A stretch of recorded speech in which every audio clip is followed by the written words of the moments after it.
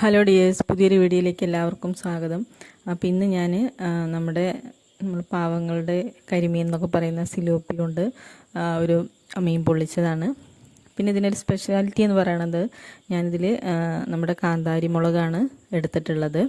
അപ്പോൾ കാന്താരി മുളക് നമുക്കറിയാം, നമ്മൾ ഏത് കറിയിൽ ഇട്ട് കഴിഞ്ഞാലും അതിൻ്റെ ആ എരിവും ആ ഒരു ടേസ്റ്റും അത് വേറെ തന്നെയാണ്. അപ്പോൾ നമ്മൾ എരിവിന് പകരം ഫുള്ളി നമ്മൾ ഈ ഒരു കാന്താരി മുളക് ഇട്ടിട്ട് നമ്മളത് പൊള്ളിച്ചെടുത്താൽ എങ്ങനെ ഉണ്ടാവും? വളരെ ടേസ്റ്റിയാണ്, 100% ഞാൻ ഗ്യാരണ്ടിയാണ്. അതുപോലെ തന്നെ ഇത് വളരെ ഹെൽത്തിയാണ്, കാരണം നമ്മൾ അതിൻ്റെ ഉള്ളിലേക്കൊന്നും അധികം എണ്ണയൊന്നും പിടിക്കുന്നില്ല. അപ്പോൾ ഇതെല്ലാവരും ഒന്ന് ട്രൈ ചെയ്ത് നോക്കണം. അപ്പോൾ എങ്ങനെ ചെയ്യാമെന്ന് നോക്കാം. അപ്പോൾ ആദ്യം നമ്മളിതുപോലെ കരിമീൻ നമുക്ക് പറയാം, സിലോപ്പി മീൻ എടുത്തിട്ടുണ്ട്. സിലോപ്പി നമ്മൾ നന്നായിട്ടൊന്ന് വൃത്തിയാക്കി സൈഡൊക്കെ വെട്ടിക്കൊടുത്ത് നമ്മളിതുപോലെ ചെയ്തിട്ടുണ്ട്. നന്നായിട്ടൊന്ന് വരഞ്ഞു കൊടുക്കുക. വലിയ മീനൊക്കെ ആകുമ്പോൾ ഉള്ളിക്ക് പിടിക്കണമെങ്കിൽ നന്നായിട്ട് വരഞ്ഞു കൊടുക്കണം. സൈഡൊക്കെ ഒന്ന് കട്ട് ചെയ്ത് എടുത്തിട്ടുണ്ട്. പിന്നെ നമുക്കിതിക്ക് വേണ്ടത് കുറച്ച് വെളുത്തുള്ളി വേണം, അതുപോലെ ചുവന്നുള്ളി കുറച്ച്. പിന്നെ ഇതുപോലെ ഞാൻ മല്ലിയിലയ്ക്ക് പകരം അതില്ലാത്ത സമയത്ത് യൂസ് ചെയ്യുന്നതാണ്. ഇതിൻ്റെ പേരെന്താണെന്ന് പറയുന്ന അറിയില്ല, ഞങ്ങൾ സാധാരണയായിട്ട് യൂസ് ചെയ്യുന്ന ഒരു ഇലയാണിത്. പിന്നെ ഇഞ്ചി വേണം, പിന്നെ കുറച്ചധികം കറിവേപ്പില, പിന്നെ നമ്മുടെ മെയിൻ ഐറ്റം കാന്താരി മുളക്. അപ്പോൾ ഇത് സാധാരണ ഞാൻ പഴുത്തൊന്നും മരത്തിൽ നമ്മൾ 2-3 ചെടികളുണ്ട്, ഇറക്കാറില്ല, പച്ച മാത്രമേ ഇറക്കാറുള്ളൂ. അപ്പോൾ ഇതുപോലെ നമ്മൾ അറുത്തെടുത്തിട്ടുണ്ട് കേട്ടോ. ഇനി നമ്മൾ എല്ലാം കൂടെ ഒന്ന് അരച്ചെടുക്കുകയാണ്. അപ്പോൾ ആദ്യം നമ്മൾ കാന്താരി മുളക് എടുത്തിട്ടുണ്ട്. പിന്നെ നമ്മൾ കറിവേപ്പില ഇട്ട് കൊടുക്കുക. പിന്നെ നമ്മൾ പറഞ്ഞ ആ ഒരു മല്ലിയിലയ്ക്ക് പകരമായിട്ട് യൂസ് ചെയ്യണത്, നമ്മൾ ചിലർ സാമ്പാർ ലീവ്സ് എന്നൊക്കെ പറയാറുണ്ട്. എന്താ സംഭവം എന്ന് അറിയില്ല കേട്ടോ, ഞങ്ങളിത് ഉപയോഗിക്കാറുള്ള ഒരു ഐറ്റമാണ്. നിങ്ങളാരെങ്കിലും യൂസ് ചെയ്യുന്നുണ്ടെങ്കിൽ പറയണം. പിന്നെ നമ്മുടെ ചെറിയ ഉള്ളി ഇട്ട് കൊടുത്തിട്ടുണ്ട്, ഇഞ്ചി, പിന്നെ കുറച്ച് വിനാഗിരി ചേർത്ത് കൊടുക്കാം. അതുപോലെ തന്നെ കുറച്ച് ഉപ്പും ഈ ഒരു സമയത്ത് നമുക്കിതിലേക്ക് ഇട്ട് കൊടുക്കാം. എന്നിട്ട് നന്നായിട്ട് ഇതൊന്ന് അരച്ചെടുക്കുക. അപ്പോൾ ഒരുപാട് ഐറ്റം ഉള്ളിയൊക്കെ ഉള്ളതുകൊണ്ട് തന്നെ നന്നായിട്ട് അരഞ്ഞ് കിട്ടും. ഈ ഒരു ഐറ്റം നന്നായിട്ട് അരഞ്ഞിട്ടുണ്ട്. ഇനി നമുക്കിതിൽ നമ്മുടെ മീനിലേക്ക് തേച്ച് പിടിപ്പിക്കാം. അപ്പോൾ ഞാൻ മീനിൽ കുറച്ച് ഇനിയിപ്പോൾ അതിൽ വല്ല വിഷാംശങ്ങൾ എന്തെങ്കിലുമൊക്കെ ഉണ്ടെങ്കിലോ എന്ന് പറഞ്ഞിട്ട് കുറച്ച് മഞ്ഞൾപ്പൊടി കൂടി മീനിലേക്ക് ചേർത്തിട്ടുണ്ട്. നമ്മൾ അരപ്പിൽ ചേർത്തിട്ടില്ല, മീനിലേക്ക് മാത്രമായിട്ട് കുറച്ച് ചേർത്ത് കൊടുക്കുന്നുണ്ട്. പിന്നെ നമ്മൾ ഈ ഒരു അരപ്പ് ഫുള്ളായിട്ട് നമ്മളിതിലേക്ക് ചേർത്ത് കൊടുക്കുക. പിന്നെ അരപ്പിൽ കുറച്ച് ഉപ്പും കുറവ് തോന്നി.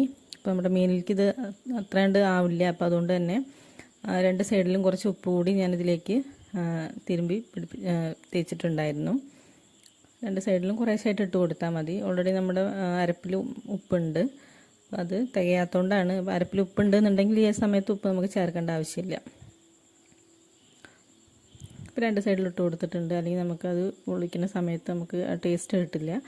അപ്പോൾ ഉപ്പ് അത്യാവശ്യത്തിനും ഇടുക. അപ്പോൾ ഫൈനലി നമ്മളെല്ലാം തേച്ച് സെറ്റാക്കിയിട്ടുണ്ട്. ഇത് കുറച്ച് നേരം മാറ്റി വെക്കാം കേട്ടോ, എന്നാലുള്ള അതിലേക്ക് എല്ലാം അതൊന്ന് പിടിക്കുള്ളൂ. അപ്പോൾ നമ്മുടെ ഇതൊക്കെ ഒരു അരമണിക്കൂറോളം കഴിഞ്ഞിട്ടുണ്ട്.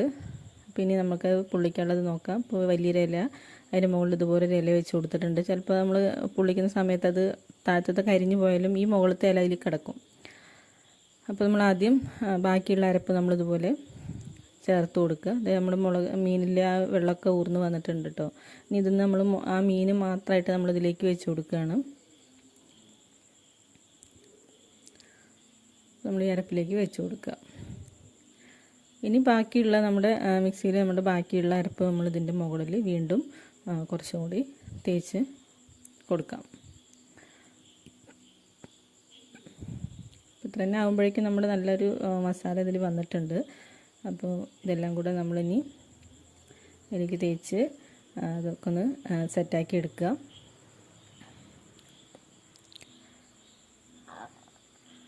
അപ്പോൾ ബാക്കിയുള്ള മസാല അല്ലെങ്കിൽ ആ ഒരു അരപ്പ് മുഴുവൻ ഞാൻ അതിലേക്ക് ചേർത്തിട്ടുണ്ട് കേട്ടോ. ഇനി നമ്മളിതൊന്ന് കെട്ടിയെടുക്കാം.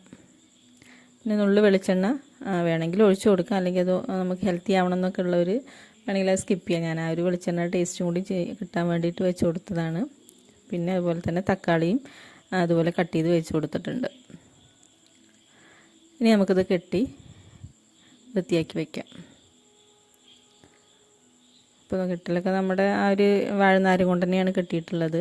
അപ്പോൾ ഒന്ന് പിടിക്കേണ്ട രീതിയിൽ അതുകൊണ്ട് തന്നെ കെട്ടുമായിരിക്കും നല്ലത്. നമ്മൾ പ്ലാസ്റ്റിക് കൊണ്ടൊന്നും എന്തായാലും ഇതിപ്പോൾ ഉരുകി പോവില്ല. അപ്പോൾ ഈ ഒരു നാര് കൊണ്ട് തന്നെയാണെങ്കിൽ കുഴപ്പമൊന്നുമില്ല, അങ്ങനെ സെറ്റായി കിട്ടും. അപ്പോൾ നമ്മളതിനെ പൊതിഞ്ഞെടുത്തിട്ടുണ്ട് കേട്ടോ.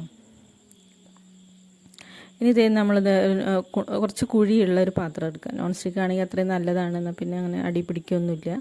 അതിലേക്ക് കുറച്ച് വെളിച്ചെണ്ണ ഒഴിച്ചു കൊടുത്ത് നമ്മളിത് അടച്ച് വെച്ചിട്ടാണ് ഒരു 10 മിനിറ്റോളം നമ്മൾ ചെറിയ തീയിൽ ഇതൊന്ന് എടുക്കാം, പൊളിച്ചെടുക്കാം. വീണ്ടും നമ്മളത് മറിച്ചിടാം. നമ്മൾ മീൻ ചെയ്യുന്ന പോലെ തന്നെ ഒന്ന് മറിച്ചിട്ട് കൊടുക്കുക. പിന്നെ അതുപോലെ ചെറിയ തീയിൽ നമുക്കിത് കുറച്ച് നേരം നിന്നുകൊണ്ട് ഇതാക്കിയെടുക്കാം. അപ്പോൾ ഏതാണ്ട് നമ്മളിതൊക്കെ സെറ്റായി വന്നിട്ടുണ്ട്. ഇനി ആ പുറത്ത് മാത്രമേ എണ്ണ ഉണ്ടാവുള്ളൂ കേട്ടോ. അപ്പോൾ അതൊന്ന് ഒഴുകാൻ വേണ്ടിയിട്ട് ഒന്ന് മാറി നിൽക്കാൻ വേണ്ടി ഞാനൊന്ന് തിരിച്ച് വെച്ചിട്ടുണ്ട്. അപ്പോൾ നമ്മളിത് ചൂടാറിക്കൊണ്ടിരിക്കുന്നുണ്ട്. അപ്പോൾ നമ്മളിതൊന്ന് പൊളിച്ച് നോക്കാം, എങ്ങനെയുണ്ടുള്ളത് നോക്കാം കേട്ടോ. അപ്പോൾ ഈ തക്കാളി കണ്ടാൽ തന്നെ അറിയാം നമുക്കത് നല്ല വെന്തിട്ടുണ്ട് എന്നുള്ളത്. കാരണം തക്കാളിയിലെ വെള്ളമൊക്കെ ഡ്രൈ ആയി നമ്മളത് ഫ്രൈ ചെയ്തെടുക്കുന്ന പോലെ ആയിട്ടുണ്ട് തക്കാളി. അപ്പോൾ ഈ ഒരു പരിവായി കഴിഞ്ഞാൽ നമുക്ക് ഉറപ്പിക്കാം മീനൊക്കെ വെന്ത് സെറ്റായിട്ടുണ്ട് എന്നുള്ളത്. അപ്പോൾ നോക്കൂ, വളരെ ടേസ്റ്റിയാണ്. ഇത് തണുക്കാനുള്ളൊരു ക്ഷമയൊന്നും എനിക്കില്ലാത്തതുകൊണ്ട് ചൂടോടെ തന്നെ അതുകൊണ്ട് പൊളിക്കുകയാണ്. അപ്പോൾ നിങ്ങളിത് എന്തായാലും ഒന്ന് ട്രൈ ചെയ്ത് നോക്കണം, വളരെ ടേസ്റ്റിയാണ്. അതുപോലെ തന്നെ എണ്ണമായി ഞാൻ നമ്മൾ ഉള്ളിലേക്ക് ഒഴിച്ചു വെച്ച എണ്ണ മാത്രമേ ഇതിലുണ്ടാവുള്ളൂ. അത് ഒഴിച്ചിട്ടില്ലെങ്കിൽ അതും ഉണ്ടാവില്ല. നമ്മൾ ഈ ഡയറ്റൊക്കെ ചെയ്യുന്നവർക്ക് അല്ലെങ്കിൽ ഓയിലൊക്കെ ഫ്രീ ആയിട്ട് കഴിക്കണം എന്നുള്ള ആഗ്രഹമുള്ള ആൾക്കാർക്കൊക്കെ ഈ ഒരു ഡിഷ് വളരെ ഹെൽപ്ഫുള്ളാണ്. അപ്പോൾ എല്ലാവരും ട്രൈ ചെയ്ത് നോക്കുക. വീഡിയോ ഇഷ്ടമായെങ്കിൽ ലൈക്ക് ചെയ്യുക, സബ്സ്ക്രൈബ് ചെയ്യുക.